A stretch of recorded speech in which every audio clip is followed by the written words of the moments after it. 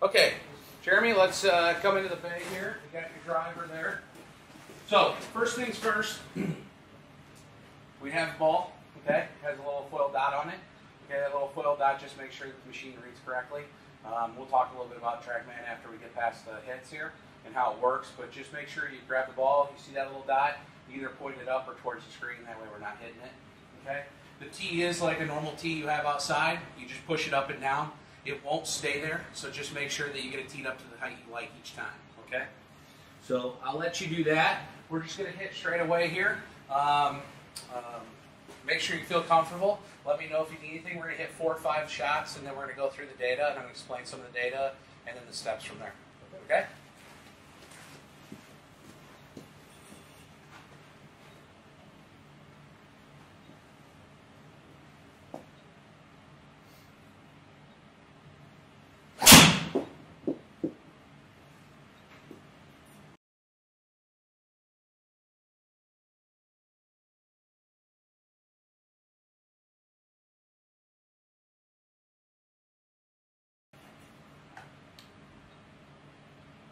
Okay, I'm going to put some data up here, okay?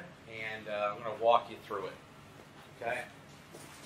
So the first thing that you see up there is your club head speed on the left, right? So that is how fast you're swinging it, obviously, okay? Every machine reads it a little differently. Don't get, if it's a couple miles per hour off, don't get too hung up on it. But today, that's what you're swinging at basically 101 miles an hour. The second thing is ball speed, okay? And ball speed is how fast the ball comes off the face. For every mile per hour ball speed, it can be 2 to 4 yards, 3 to 5 yards, depending on launch conditions. But anyway, it's a very important number. And there's a certain amount of ball speed you should get based on the club head speed you have. Okay? So the third number there is smash factor. And smash factor is a great number. It helps me understand that relationship with ball speed and club head speed.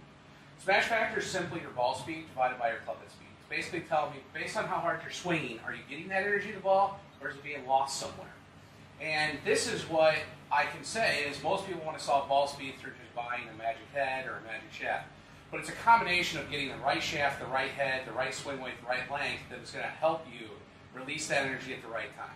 It's why when we watch golf on TV, it kind of looks like effortless energy transfer for the pros. That's what I'm going to try to do. You know, we have 200 different wood shafts up here with different flexes, different weights, different profiles. And so we'll try to make that happen and then marriage it with the right head. So what's important is the number. So if a tour person was coming here, and I say person because it could be a lady, a man, a senior, whatever, a good player that makes playing golf for a living, they would come in here, their numbers and speeds would be different, but the relationship or the ratio would be 1.48 or higher on average for the PGA Tour, okay? So when I see what you're doing here at 1.50, your efficiency isn't an issue for me, okay? You're actually transferring energy very well. Most of the people that we have come in here don't have that, but you do, and that's great. So we'll have to figure if there's something else, you know. And honestly, we kind of talked about it. You didn't have a huge issue with your golf clubs. You want your driver, you want to hit it just straighter. So we want to not screw that up is what we want to do, and then make it straighter. The next piece of the puzzle is the launch angle. That's the pitch at which the ball comes off the face, okay? That's dictated through head, through shaft, all that, all those things. We'll talk about this once as we go through it. There's no certain launch angle for everybody. It's based on the components of your swing and how you attack the ball and your swing play and all that. So, but the fact of the matter is you are a little bit lower launching right now at 11. It's a little lower than I'd like to see it. Yeah, ideally, okay, so good. So a little lower off the launch angle. So we want to get that up a little bit more on average. You can see sometimes when you get the right ball, it goes a little higher. When you get the left or kind of straight ball, it goes a little bit lower. We want to, make that a little bit more consistent, and then we want to try to drive it up if we can. But that's the double negative a little bit, because as I drive the ball up, tendency is to drive the spin up, and that's the next piece of this puzzle. So the ball always has backspin on it, okay? If it has too much, it keeps just flying in the air. If it has too little, it knuckles like a baseball.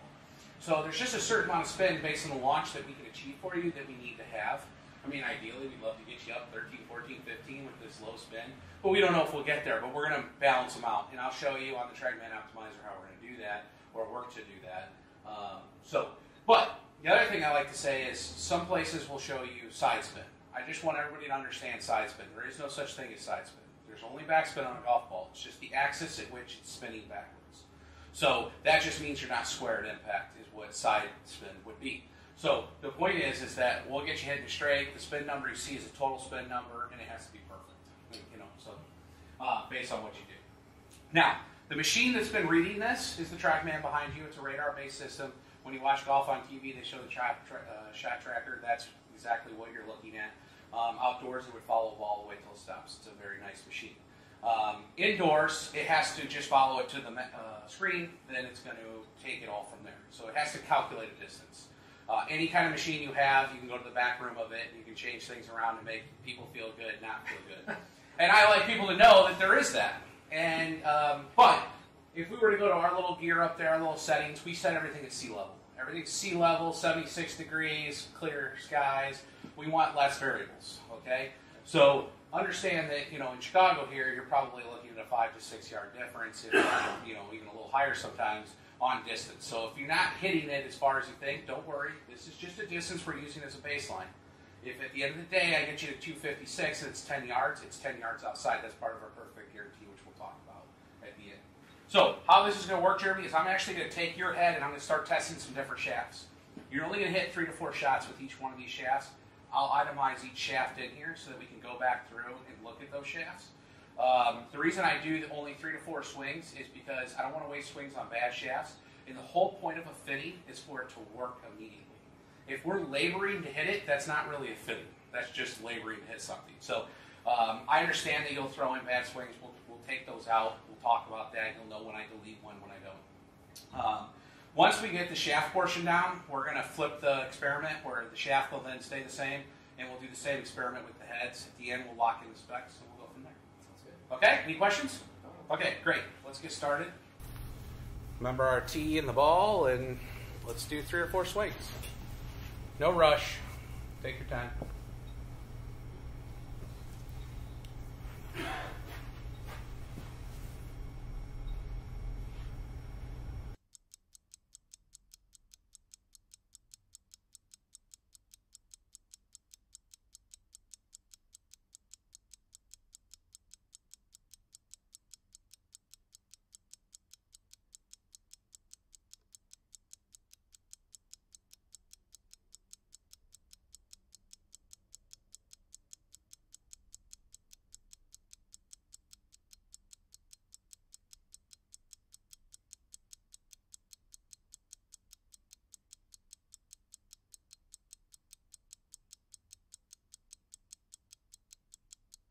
Let me take you through what I did and why I did it and how the numbers changed, okay?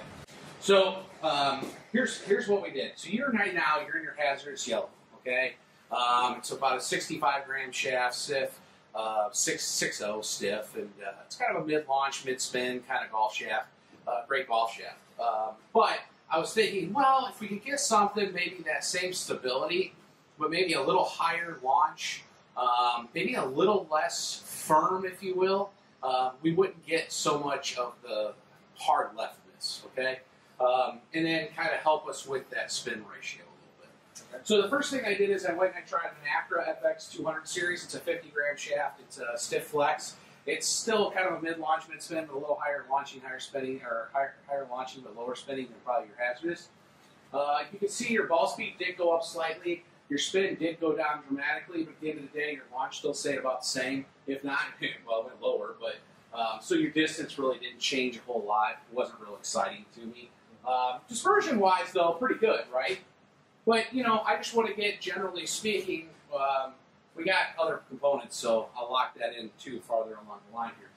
Next one is I went to a Mitsubishi Diamana. That's their RF series. Again, it's a little bit higher launching, lower spinning golf shaft. I stayed in that 50 range. It's actually a little lighter than that Acra, a little softer. Did you notice that was the one that went left, left, left, left? Yeah. Okay, well, I knew that kind of going into it, but I just wanted to prove that would be, you reacted naturally to what should happen. Okay. It kind of proved that out. That's why we only need to hit 3 shots and done. Okay. So it wasn't. I mean, outside of the left, I mean, you can see ball speed wise, it was pretty good. You know, but the next thing is I went by a brand that you don't see very often. It's a VA Composites. Their sleigh line, again, it's going to be a higher launching, lower spinning line. But I went up in weight to 60, back to your weight, 65 grams, and stayed in that stiff, and we started to get somewhere there. And actually, in Dispersion, outside of one big left, was awesome. You just had one big left there at the end. That was kind of, okay, we're going in the right direction. So then I go, okay, we're going to go to the Fujikura Atmos line. It's a higher launching, really lower spinning line, traditionally to others. But it's smooth. It's in that 65 gram stiff. And we're getting our launch a little higher. We're getting our ball speed a little higher. But look at the spin rate. Then look at the distance. Now all of a sudden we're carrying it 13 yards farther, and we're carrying it about 13, 14 yards total more. Now, the dispersion-wise, it was all hanging out a little left here. We had 3 that were kind of okay. You had the one big miss, but we talked about that. You had it. I'm going to lock some of that up because some of it's you, some of it's the head. It's not all shaft. But I liked the 4 swings there. I liked what I saw. So then I'm like, well, let's go one further. Let's tighten it up a little bit more with this, but instead of staying the Fujikura with their Speeder 3. And the only thing is I did get the launch a little higher like I thought I might with that golf shaft, but my spin went up and then the distance didn't quite follow. And the dispersion was about the same as the green, if not even a little bit bigger. So I like the 13 yards gain. I like the fact that we're at still our perfect smash factor. I like that our spin's come down, our launch has gone up with just this head being the same. Now what I want to do is take that Atmos and I want to play around with some different heads and see if I can't even straighten it out a little bit more. Okay? Sounds good. Any questions? No, okay. Perfect.